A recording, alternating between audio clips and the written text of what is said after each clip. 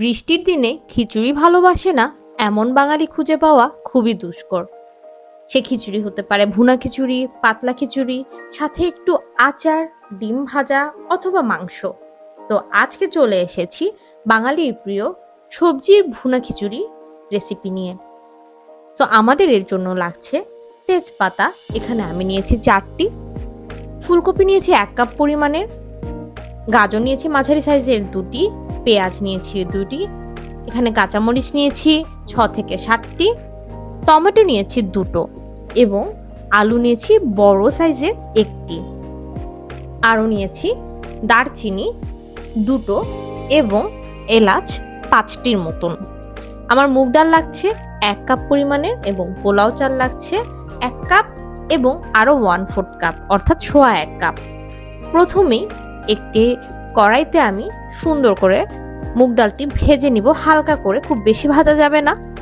রংটা একটু চেঞ্জ হবে এবং গন্ধ ছড়াবে, সে পর্যায়ে আমার মুগ ডাল হয়ে যাবে। এরপর আমি 2 কাপ পরিমাণ পানিতে অল্প একটু লবণ দিয়ে ডালটিকে আমি সেদ্ধ করে নিব। আর অপরদিকে আমার একটি হাঁড়িতে সামান্য তেলে সবজিগুলো অর্থাৎ ফুলকপি, গাজর এবং আলুটাকে হালকা করে ভেজে নিব। তাতে আমি 1 চিমটি পরিমাণে লবণও দিয়ে দিব।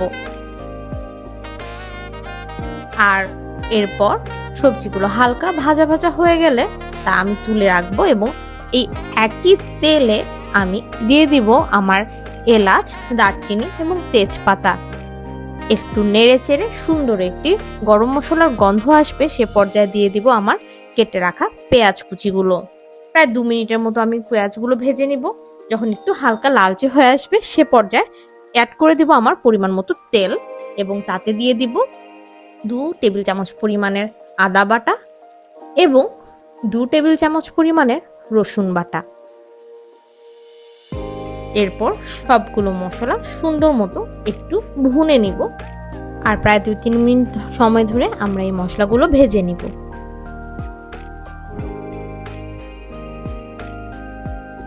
আর এ পর্যায়ে দিয়ে দিব শুকনো মশলাগুলো। প্রথমে দিয়ে দিচ্ছি 1.5 চা চামচ পরিমাণের লাল মরিচের গুঁড়ো, এরপর দিয়ে দিচ্ছি হলুদ গুঁড়ো 1 চা চামচ পরিমাণের, তারপর দিব ধনে গুঁড়ো 1.5 চা চামচ পরিমাণের এবং এরপর দিয়ে দিব জিরা গুঁড়ো 1.5 চা চামচ পরিমাণের। সবগুলো মশলা একসাথে সুন্দর করে মিশিয়ে দিব এবং একটু ভেজে নিব। এই পর্যায়ে আমি একটু লবণ দিয়ে দিচ্ছি স্বাদ মতো। যখন নাকি আমার মশলাগুলো থেকে একটু তেল ছেড়ে আসবে সে পর্যায়ে আমি আমার সেদ্ধ করা ডাল এবং ধুয়ে রাখা পোলাও চালগুলো দিয়ে দিব। সুন্দর মতো মশলার সাথে নেড়ে চেড়ে চালগুলোকে একটু ভেজে নিব 4 থেকে 6 মিনিট পরিমাণ সময় ধরে। আর 4 থেকে 6 মিনিট পর দিয়ে দিব সবজিগুলো দিয়ে সুন্দর করে আবার একটু নেড়ে চেড়ে দিব এবং এই পর্যায়ে দিয়ে দিব পানি, যেটি সবচেয়ে ইম্পর্টেন্ট ইনগ্রেডিয়েন্ট।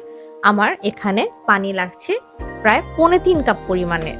তারপর আমি সুন্দর করে পানি দিয়ে ঢেকে রাখবো এবং লো ফ্লেমে চালগুলো সিদ্ধ হতে দেব। একটু পর যদিও আমি একটু ঢাকনাটা তুলে নেড়ে চেড়ে দিয়েছি, বাট বেশিক্ষণ নাড়া যাবে না। যখন আমার পানিগুলো প্রায় শুকিয়ে আসবে সে পর্যায়ে টমেটো এবং কাঁচামরিচটা দিয়ে আবার একটু নেড়ে চেড়ে দিব এবং আবারও কিছু সময়ের জন্য রান্না হওয়ার জন্য ছেড়ে দিব। সবশেষে নামানোর কিছুক্ষণ আগে আমি দিয়ে দিচ্ছি 2 টেবিল চামচ পরিমাণের ঘি, সুন্দর একটি ফ্লেভার আসার জন্য। আর এর কয়েক মিনিট পরে দেখুন আমার খিচুড়ি একদম তৈরি, ঝরঝরে মজাদার সবজির খিচুড়ি।